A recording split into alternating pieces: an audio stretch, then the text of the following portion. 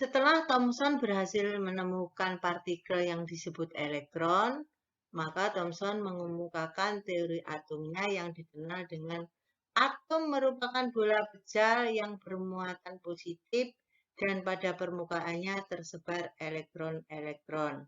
Model atom seperti ini dikenal dengan model atom roti kismis. Kalau digambarkan model atomnya seperti ini. Atom bola pejal. Terdiri dari elektron-elektron tersebar di permukaannya. Kemudian di dalamnya ada muatan positif. Jadi seperti roti kismis. Roti yang di dalamnya dan permukaannya ada kismisnya, di dalamnya ada isinya.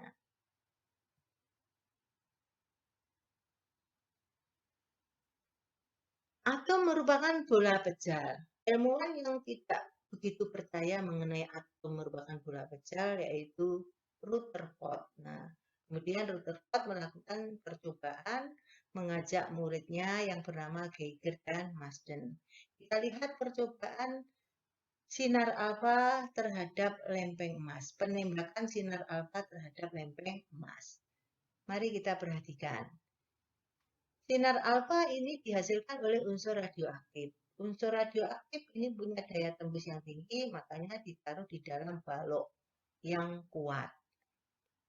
Dalam balok tertutup yang kuat. Bagaimana apa yang terjadi? Ternyata sinar alfa kalau ditembakkan ke lempeng emas yang sangat tipis, ini menunjukkan bahwa ada sinar yang dipantulkan kembali. Ada sinar yang terus tapi belok. Tetapi banyak sinar yang diteruskan dengan jalan yang lurus.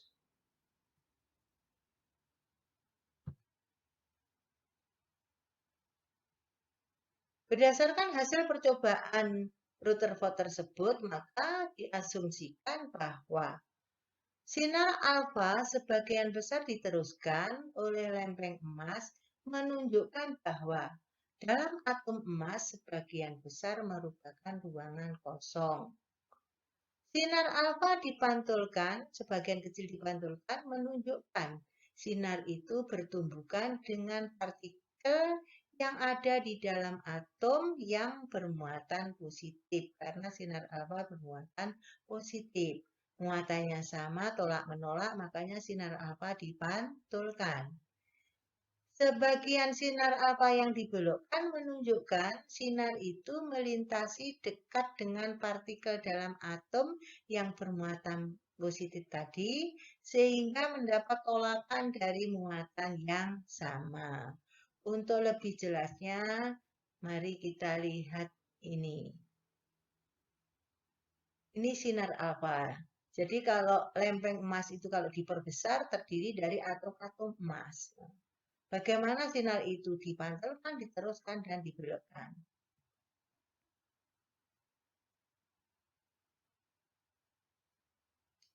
Sebagian besar sinar diteruskan. Berarti lewat ini. Oh, berarti atom-atom emas ini sebagian besar merupakan ruangan kosong. Ini yang dipantulkan kembali bertumbukan dengan partikel yang ada di dalam atom emas yang muatannya sama-sama positif. Yang dibelokkan ini berarti melintasi dekat partikel yang ada di dalam atom. Berdasarkan percobaan tersebut, maka Rutherford menyimpulkan yang akhirnya diakui sebagai teori atom. Menurut Rutherford, atom terdiri atas inti yang bermuatan positif dan dikelilingi elektron-elektron yang bermuatan negatif. Jadi intinya di tengah ini bermuatan positif dikelilingi oleh elektron ini. Jadi elektron ini mengelilingi inti. Massa dan muatan inti terpusat pada inti atom. Karena tadi elektron massanya sangat kecil, maka massa suatu atom ditentukan pada intinya ini, terpusat di dalam inti. Atom bersifat netral, maka jumlah muatan positif sama dengan muatan negatif. Muatan positif sama dengan muatan negatif. Nah, ini merupakan ruangan kosong. Muatan positif yang ada di tengah ini merupakan inti atom. Ini elektron, ini lintasan elektron. Jarak inti dengan lintasan elektron namanya jari-jari atom. Demikian teori atom menurut Rutherford. Mari kita lanjutkan teori atom Niels Bohr. Teori atom Niels Bohr ini berdasarkan percobaan mengenai spektrum unsur. Apa itu spektrum? Perhatikan percobaan spektrum cahaya matahari dan atom hidrogen di bawah ini. Berbeda dengan cahaya yang dihasilkan sinar matahari, itu menghasilkan spektrum yang lengkap yang dikenal dengan spektrum kontinu. Sedangkan spektrum yang dihasilkan oleh unsur hanya mengandung beberapa jenis warna yang terpisah sehingga dikenal dengan spektrum garis. Unsur-unsur menghasilkan spektrum garis dan tiap unsur mempunyai spektrum yang khas.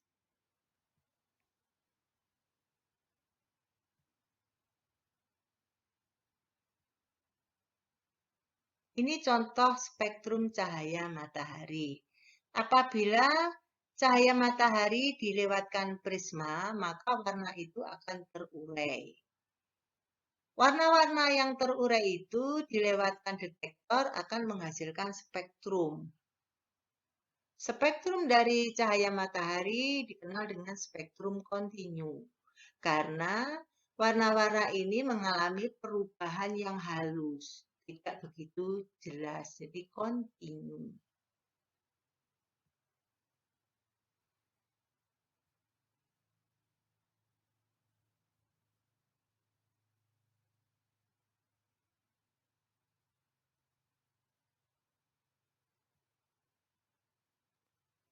Untuk spektrum unsur, ini cahaya dari unsur hidrogen. Sama prosesnya, dilewatkan prisma, kemudian dilewatkan detektor, ternyata warna-warna itu terurai menjadi garis-garis.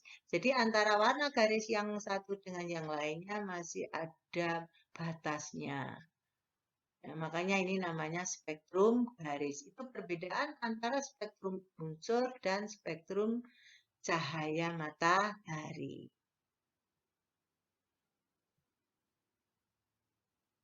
Berdasarkan percobaan spektrum unsur tersebut, Niels Bohr memperbaiki teori atom Rutherford sebagai berikut. Menurut Bohr, atom terdiri atas inti atom yang dikelilingi elektron-elektron. Dalam atom terdapat lintasan-lintasan tertentu, tempat elektron mengitari inti. Lintasan ini disebut lintasan stasioner atau orbit stasioner atau tingkat energi tertentu. Berikutnya, apabila elektron beredar mengelilingi inti pada lintasan tertentu atau lintasan stasioner, tidak mengalami perubahan energi atau tidak memancarkan atau menyerap energi. Jadi kelemahan teori atom Rutherford tadi dijawab oleh teori atom Bohr yang ketiga.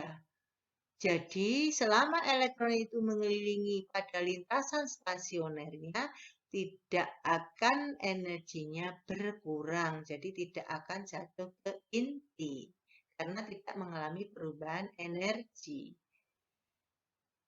Yang keempat, apabila elektron berpindah dari satu orbit atau dari satu lintasan yang lebih dalam ke orbit atau lintasan lebih luar, akan menyerap energi. Sebaliknya, jika elektron pindah dari orbit luar ke orbit dalam, akan memancarkan energi. Nah, lebih jelasnya kita lihat gambarnya ini. Ini inti atom. Ini lintasan elektron, tempat beredarnya elektron mengelilingi inti. Ini juga.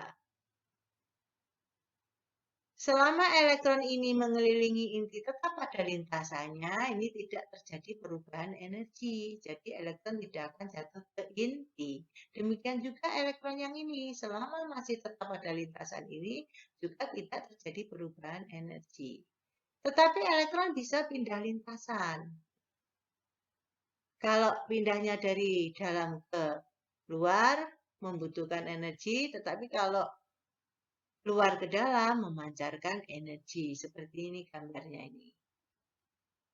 Kalau keluar, energinya dibutuhkan. Kalau ke dalam, energinya dipancarkan. Lintasan-lintasan ini mempunyai tingkat-tingkat energi.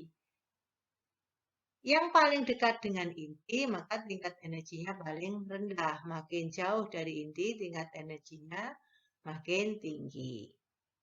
Apakah lintasan ini sebenarnya seperti ini? Ini kan gambarnya 2 dimensi. Katanya atom berbentuk bola. Lintasan-lintasan ini kalau dipandang dalam bentuk 3 dimensi seperti ini. Nih, coba perhatikan. Nah, jadi 3 dimensi. Jadi elektronnya mengelilinginya 3 dimensi. Apa tidak bertumbukan elektron itu? Tidak, karena jarak inti dengan lintasan elektron tidak sama.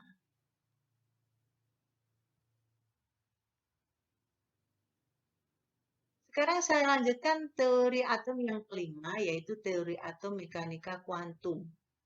Ini didukung oleh 2 ilmuwan, yaitu yang bernama Louis de Broglie dan Heisenberg. Menurut Louis de Broglie, elektron mempunyai dualisme sifat, punya 2 sifat, yaitu bersifat partikel dan bersifat gelombang. Karena bersifat gelombang, maka gerakan elektron merupakan gerakan gelombang. Tentunya kalian sudah tahu gerakan gelombang. Kalau hewan seperti ular itu jalannya bergelombang. Seperti permukaan air laut, itu juga bergelombang. Jadi gerakan elektron itu bergelombang seperti itu, tidak lurus.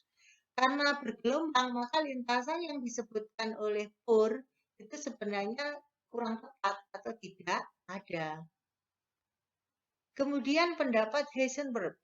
Karena elektron bersifat partikel dan gelombang, maka kedudukan dan kecepatan elektron tidak dapat ditentukan secara bersamaan dan tertentu. Keberadaan elektron dalam atom hanya kebolehjadiannya atau kemungkinannya saja. Jadi lintasan elektron yang dikemukakan Bohr itu sebenarnya tidak ada dan tidak dapat ditentukan. Yang ada adalah daerah kemungkinan ditemukan elektron. Daerah kemungkinan ditemukan elektron disebut orbital. Nah ini bentuk orbital. Nah ini tempat elektron mengelilingi inti. Mengelilingi inti gerakannya gerakan gelombang. Tolong perhatikan. Jadi tidak bisa elektron itu ditentukan, oh dari inti jaraknya sekian. Karena suatu saat di puncak gelombang, suatu saat di lembah gelombang. Saat di lembah gelombang lebih dekat dengan inti. Saat di puncak gelombang lebih jauh dari inti. Makanya kemungkinan ditemukan elektron hanya kebolehjadian atau kemungkinan saja. Nah, daerah tempat beradanya elektron namanya orbital. Kalau yang disebutkan Bohr tadi orbit karena merupakan garis. Tapi ini daerah, jadi namanya orbital. Mudah-mudahan dengan penjelasan ini kalian dapat lebih memahami materi perkembangan teori atom. Saya akhiri sekian dulu. Wassalamualaikum warahmatullahi wabarakatuh.